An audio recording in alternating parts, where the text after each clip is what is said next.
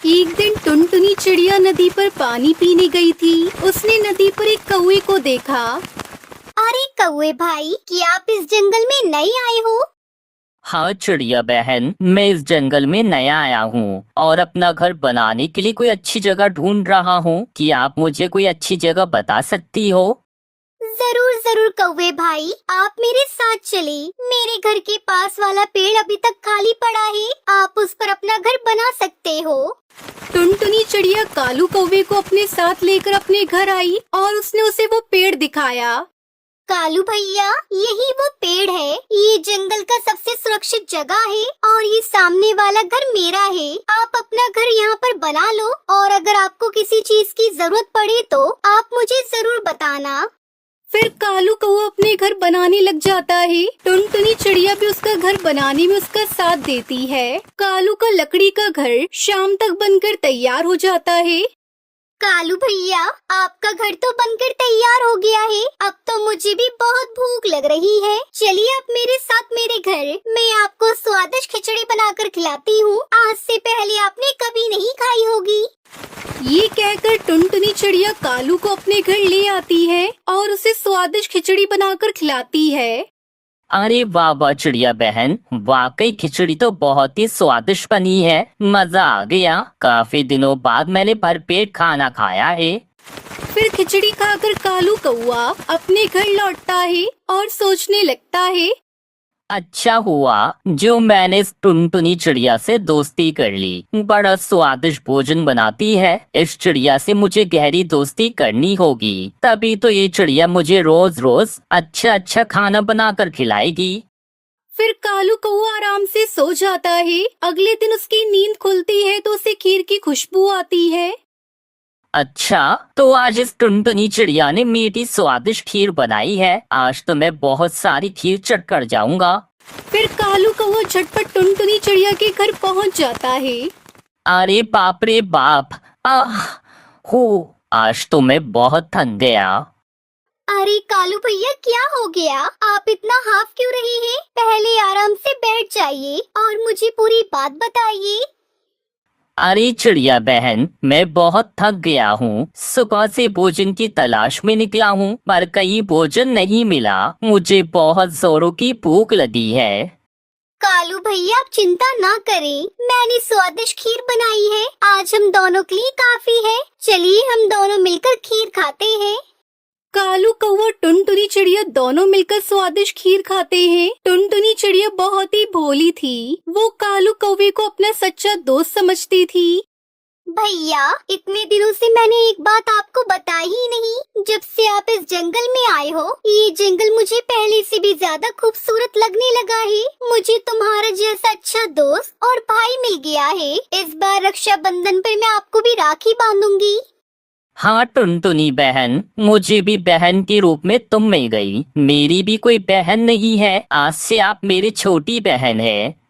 और भैया, एक और बात बतानी थी। इस जंगल में चीलों का खतरा बना रहता है। आप सावधान रहना, भोजन की तलाश में दूर मत जाना। लेकिन कालू कौवा तो लालची था। एक दिन उसने एक आम का बाग देखा। पके हुए मीठे मीठे आम की खुशबू से अपनी तरफ आकर्षित कर रही थी। वो मजे मजे से पके हुए आम खाने लगा। तभी खूंखार चील उसके सामने आ गया।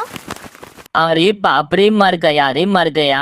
टुनटुनी ने मुझे मना किया था जंगल से दूर जाने को, लेकिन आम खाने के चक्कर में मुझे कुछ भी याद नहीं रहा। अब मुझे किसी तरह इस चील से पीछे छुड़ाना होगा। हा, आज मेरा शिकार मुझे मिल गया। इस कौवे को खाकर मैं अपनी भूख मिटाऊंगा। जी मुझे मत खाओ, मैं बीमार हूँ। मुझे जानलेवा बीमारी है। अगर तुम मुझे खाओगे तो तुम भी मर जाओगे। चुप हो जा कौवे, मैं जानता हूँ तुम मरने के डर से झूठ बोल रहा है। मुझे सब पता है, तुझे कोई बीमारी नहीं है। नहीं जी भाई, आपकी कसम, मैं झूठ नहीं बोल रहा। आप कहे तो मैं आपके भोजन के इंतजाम कर सकता हूँ।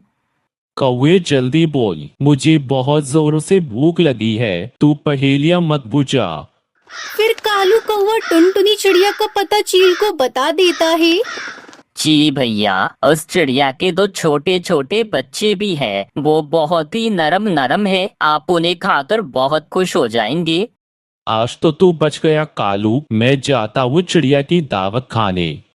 वो चील टुनटुनी चिड़िया के घर के आसपास मंडरा रहा था। उसे देखकर टुनटुनी चिड़िया कहती है, अरे ये चील मेरे घर के पास क्यों मंडरा रहा है? लगता है इसे मेरे बारे में पता चल गया है। मुझे अपना दिमाग चलाकर इससे बचने का उपाय सोचना होगा।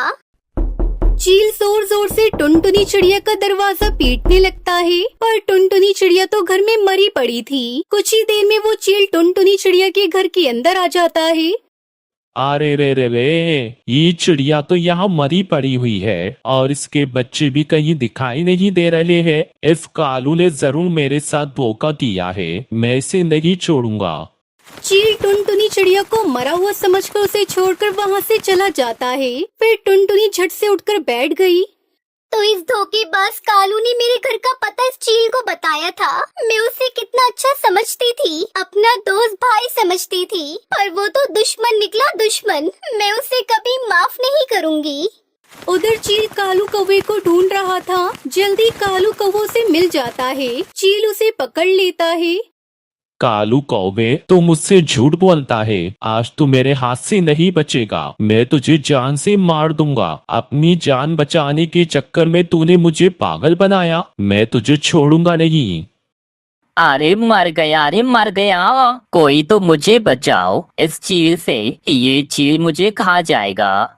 कालू चीखता चिल्लाता रहा, लेकिन उसकी आवाज किसी ने नहीं सुनी। वो जालिम चील कालू को मारकर खा जाता है। इस तरह कालू को उसके किए की सजा मिल जाती है और टुनटुनी चिड़िया अपने बच्चों के साथ खुशी खुशी रहने लगती है। तो दोस्तों, इस कहानी से हमें सीख मिलती है कि जो दूसरों के लिए गड्ढा खोदते हैं वही उस गड्ढे में गिर जाते हैं।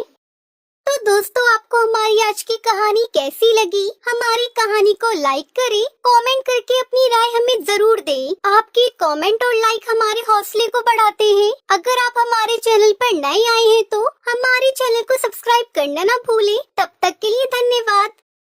राजस्थान नाम के गांव में सेठ कौआ राशन की दुकान चलाता था।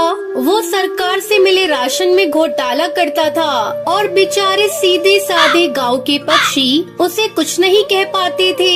सेठ कौए का दोस्त कालू शहर में किराना स्टोर चलाता था। सेठ कौआ आधे से ज्यादा राशन कालू कौए को बेच देता था और मुफ्त के पैसे कमाता था। हाँ कालू भाई, सेठ लाला बोल रहा हूँ। हाँ मैं बस बढ़िया, तू बता। अरे तू चिंता मत कर, सारा राशन आ चुका है। यहाँ गांव को थोड़ा ही बांट दूंगा, बाकी तू खरीद लेना, ठीक है? अच्छा मैं रखता हूँ, गांव वाले राशन लेने के लिए खड़े हुए हैं। अच्छा ओके। सेठ जी, राशन, ये चावल, गेहूँ और चीनी दे दो। बड़ी देर हो गई है, धूप में खड़े खड़े पाँव जल रहे हैं। गेहूं पीछे से नहीं आई है, ये चावल और चीनी ही आए हैं। लाओ थैला आगे करो। सेठ जी, ये तो बहुत कम है, इतने में पूरा महीना कैसे गुजारा होगा? अब मैं थोड़ी खाता हूँ, जितना बांटने के लिए मिलेगा उतना ही तो दूंगा।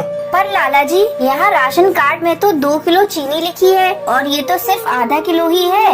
एक तो इन गांव वालों का भला करो, ऊपर से इनकी बातें सुनो। राशन कार्ड में जो लिखा है उस पर मत देखो, लेना है तो लो, नहीं तो रहने दो। मेरा इतना दिमाग मत खाओ। गांव वाले बेचारे थोड़ा थोड़ा राशन लेकर घर की ओर लौट जाते हैं। सेठ लाला कौआ सारा राशन शहर भिजवा देता है। कालू कौआ भी अपने आप में बेईमान था। वो सेठ लाला से सस्ते राशन में ब्रांड के स्टिकर लगाकर अमीर परिवारों को शहर में स्टोर चलाकर लूट रहा था। बहन जी, बहुत बढ़िया ब्रांड आया है, नया सबसे महंगा वाला सरसों का तेल है। हाँ, एक बार खाओगे तो खाते रह जाओगे, बता रहे हैं। ठीक है, तो फिर दे दो, और 1 किलो चीनी, 5 किलो आटा और बाकी का सारा सामान कर देना। टुनटुनी सामान खरीद कर चली जाती है। अच्छा उल्लू बनाया, सस्ते सरसों के तेल को स्टिकर लगाकर ब्रांड बना दिया। ऐसे ही ग्राहक रोज आते रहे तो अपनी तो चांदी ही चांदी है। दोनों तरफ घोटाला था, राशन गरीब का हो या फिर अमीर का। बेईमान दुकानदार तो सिर्फ अपना मुनाफा ही देखते हैं, इससे भले ही किसी की जान पर क्यों ना आ जाए। गांव में लाला सेठ मिलावट करके राशन बांट रहा था और उसी राशन को शहर में कालू ब्रांड बनाकर बेच रहा था। सेठ जी, आपने कैसे चावल दिए? इसमें तो कंकड़ ही कंकड़ है। अरे तुम सब गांव वाले तो जब देखो मेरे पीछे पड़े रहते हो। तुम लोग तो ये जैसे राशन मैं खुद बनाता हूँ और खुद उगाता हूँ। वो देखो अभी सुबह ही राशन आया है बांटने के लिए, बोरियां वैसी की वैसी ही रखी हैं। अब यही मैं तुम सबको बांट रहा हूँ। सेठ कौआ बहुत चालाक था। वो पहले ही शहर में बेचने के लिए राशन अलग छुपा कर रख लेता था और कुछ बोरियां गांव वालों को दिखाने के लिए सामने रख लेता था। सेठ लाला कौए के बेटा बहू शहर में रहते थे। एक दिन सेठ की बेटी सुंदर का फोन आया तो पता चला बेटा बहू दोनों बीमार हैं। आप दोनों ने कुछ ऐसा तो नहीं खाया जिससे आपकी तबीयत खराब हो गई हो? क्या आप बता सकते हैं कि आपने कौन से तेल से सब्जी बनाई थी या फिर क्या खाया था? मैंने आज नाश्ते में पूरी आलू की सब्जी बनाई थी। मैं तो वो तेल कालू किराना स्टोर से लाई थी, ब्रांडेड बढ़िया वाला, उसी में ही तली थी। पता नहीं उसके बाद से ही मुझे उल्टियाँ शुरू हो गई और सुंदर को भी। बाबूजी, राशन तो मैं भी कालू चाचा की दुकान से ही लेकर आया था। उनके नौकर ने मुझे एक ब्रांडेड बढ़िया तेल दिया था। घबराने की कोई बात नहीं, कभी कभी हमें कोई चीज नुकसान कर जाती है, इसलिए हमें कुछ भी खरीदते समय ध्यान देना चाहिए। बाकी आप दोनों ये दवाई समय पर ले लेना और पानी के साथ लिक्विड चीजें ज्यादा लीजिए। कल तक आराम आ जाएगा। कोई परेशानी हो तो आप मुझे फोन कर दीजिएगा। अब मैं चलती हूँ। बाबूजी, जब मैं राशन लेने गई थी तो कालू चाचा दुकान पर नहीं थे। नौकर ने ही मुझे राशन निकाल कर दिया था। उसने ही कहा कि ये ब्रांडेड तेल कालू चाचा सबको देते हैं। मैंने भी खरीद लिया कि शायद बढ़िया होगा। मुझे तो लगता है कालू चाचा राशन में मिलावट करके देते हैं। अब मैं उनसे कभी राशन नहीं खरीदूंगी। सेठ लाला उस दिन मन ही मन बहुत शर्मिंदा था। वो यही सोच रहा था कि आज जो उसके बेटे के साथ हुआ है वो और भी पक्षियों के साथ तो होता होगा। वो भी तो गांव में राशन में मिलावट करके देता है। सेठ लाला कालू के पास जाता है और पूरी सच्चाई पूछता है। अब मुझे माफ कर देना लाला जी, मैं उस दिन दुकान पर नहीं था। अगर मैं दुकान पर होता तो सुंदर बेटे को ये तेल की बोतल ना देता। भाई, ये तो मैंने दूसरे ग्राहकों को, मैं तुझे अब क्या बोलूं। मैं खुद अब बहुत शर्मिंदगी महसूस कर रहा हूँ। भाई लाला, हम दोनों आज मिलकर प्रण लेते हैं। हम राशन में कोई मिलावट करके नहीं बेचेंगे। मैं तो गांव जाते ही अपने आप को बदल दूंगा। जो राशन पीछे से आएगा मैं गांव वालों में बांट दिया करूंगा। मैं अपने आप को बेईमानी के रास्ते से हटाकर ईमानदारी के रास्ते पर लाऊंगा। तुम ठीक कह रहे हो भाई, मैं भी आज से अपने आप को बदल लूंगा। जो कल तुम्हारे बेटे के साथ हुआ मैं नहीं चाहता मेरे बच्चों के साथ भी हो, इसलिए मैं भी प्रायश्चित करूंगा और ग्राहकों को बढ़िया राशन दूंगा भाई। उस दिन के बाद से सेठ लाला कौआ गांव के पक्षियों को ईमानदारी से राशन बांटने लगा। अब वो राशन बांटने में कोई भी घोटाला नहीं करता था और शहर में भी कालू ने अपने आप को सुधार लिया और ग्राहकों को बढ़िया राशन देने लगा।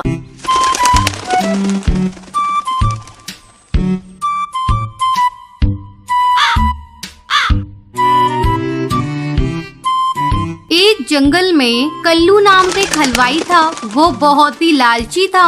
वो कद में जितना छोटा था शरीर से उतना ही मोटा था। उसकी तोन बड़े मटके के आकार की थी। उसकी मिठाई की दुकान बहुत मशहूर थी। वो मिठाई बेचकर खूब पैसे कमाता था, लेकिन अपने लालची स्वभाव के कारण वो मिठाई में बहुत मिलावट करता था। मिलावटी मिठाई के दाम भी ऊंचे रखता था और किसी भी ग्राहक से ज्यादा पैसे वसूलने की कोशिश करता था। वो लालची होने के साथ साथ बहुत मीठी मीठी बातें करके पक्षियों को उल्लू बनाता था। एक दिन कुछ मिठाई लेने के लिए ग्राहक की दुकान पर आए। तब उसने अपनी तोंद पर हाथ फेरते हुए कहा, आओ टुनटुनी बहन आओ। बहन, सारी की सारी ताजी मिठाइयाँ हैं। लड्डू, बर्फी, जलेबी, बर्फी, पेड़ा, गुलाब जामुन सब ताजे ताजे हैं। बोलो क्या क्या लोगे, कितना तोलूं? टुनटुनी ने कहा, कल्लू भाई, बड़ी महंगी रहती है तुम्हारी मिठाई। कल्लू हलवाई ने मुस्कुराते हुए कहा, बहन टुनटुनी, ऊंचा दाम अच्छा नाम। ऐसी मिठाई पूरे जंगल में नहीं पाओगे। पेड़े और बर्फी तो बिल्कुल शुद्ध खोए की बनवाता हूँ।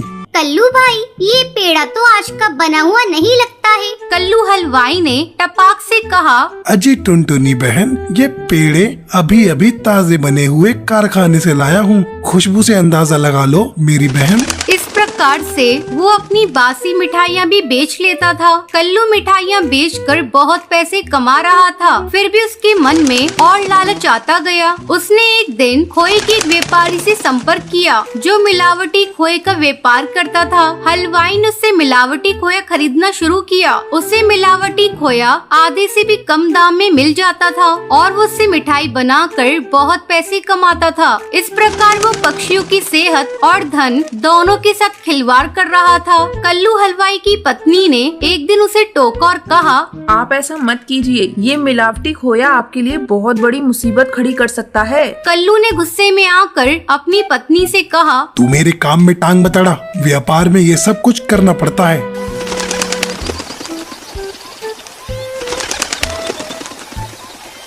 एक दिन बहुत सारे ग्राहकों ने कल्लू की दुकान से बहुत सारी मिठाइयाँ खरीदी।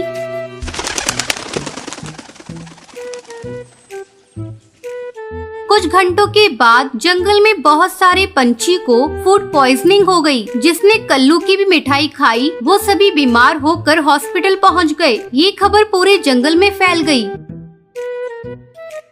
पुलिस कल्लू की दुकान पर पहुंच गई। थानेदार ने कल्लू से कहा, कल्लू, तुम्हारी मिठाई खाकर बहुत से लोग बीमार हो गए, तुम्हें हमारे साथ थाने चलना होगा। मेरी मिठाइयों में कोई दोष नहीं है, गर्मी बहुत पड़ रही है, जंगल का मौसम खराब है, आप मेरी मिठाई खा के तो देखिए। कल्लू धीरे से बुदबुदाया। आप कहें तो घर के लिए 2-4 किलो तोल दूं? थानेदार ने अपने सिपाहियों से कहा, मिठाइयों के सैंपल लो, जांच के लिए भेजना है और कालू को थाने ले चलो। कल्लू गिड़गिड़ाता रहा लेकिन उसकी एक न चली। उसके लालच ने उसे सलाखों के पीछे भेज दिया। जैसी करनी वैसी भरनी, लालच बुरी बला है।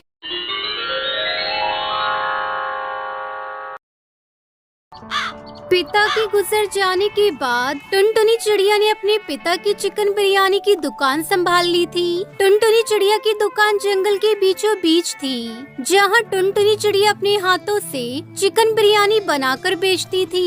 इन दिनों टुनटुनी चिड़िया का कारोबार बहुत चलने लगा था।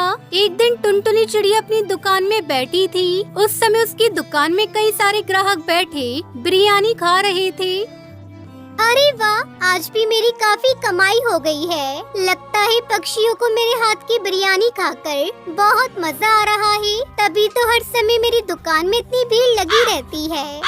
तभी बंटी कबूतर टुनटुनी की दुकान में आता है। अरे टुनटुनी बहन, 2 किलो बिरयानी पैक कर देना।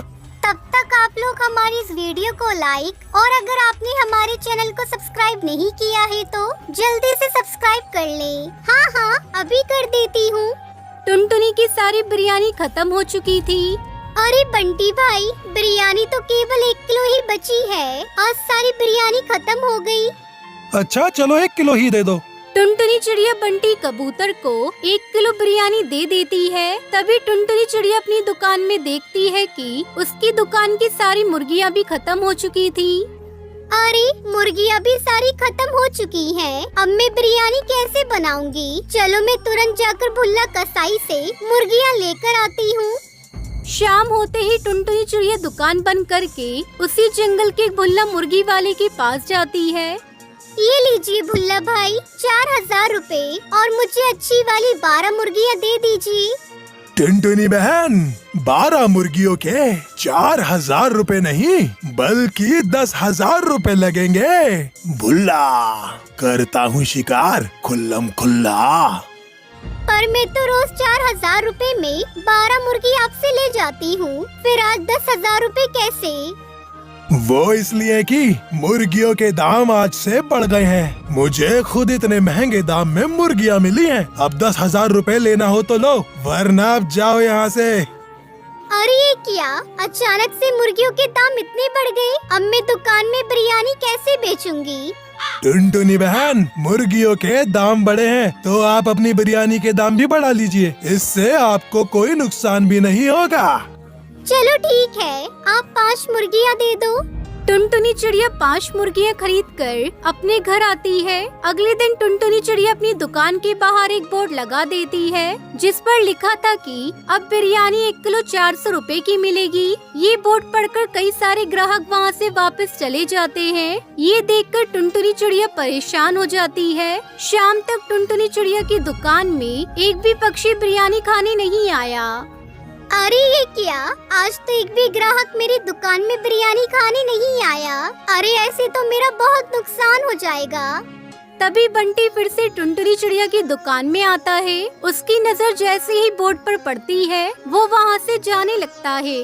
तभी टुनटुनी चिड़िया बंटी कबूतर को आवाज लगाती है। अरे क्या बंटी भाई, बिरयानी नहीं खानी है क्या? आपने बिरयानी के दाम अचानक से इतने ज्यादा बढ़ा दिए, ऐसे में कौन आपकी बिरयानी खाएगा? बंटी भाई, मुर्गियों के दाम बढ़ने से मुझे भी बिरयानी के दाम बढ़ाने पड़े। अब इसमें मैं क्या कर सकती हूँ? इतनी महंगी बिरयानी, बाप रे, मैं तो नहीं खा सकता। देखते ही देखते 2 दिन बीत जाते हैं, पर अब तक टुनटुनी चिड़िया की दुकान पर एक भी ग्राहक नहीं आया था। अब टुनटुनी की बनाई सारी बिरयानी खराब होने लगती है और उसमें बदबू भी आने लगती है। अरे ये क्या हो रहा है? एक समय था जब ग्राहकों की लाइन लगी रहती थी और अब देखो मेरी दुकान में बिरयानी पड़े पड़े खराब हो रही है और एक ग्राहक तक नहीं आ रहा। चलो अब ये बिरयानी खाने लायक नहीं रही, इसे बाहर ही फेंक आती हूँ।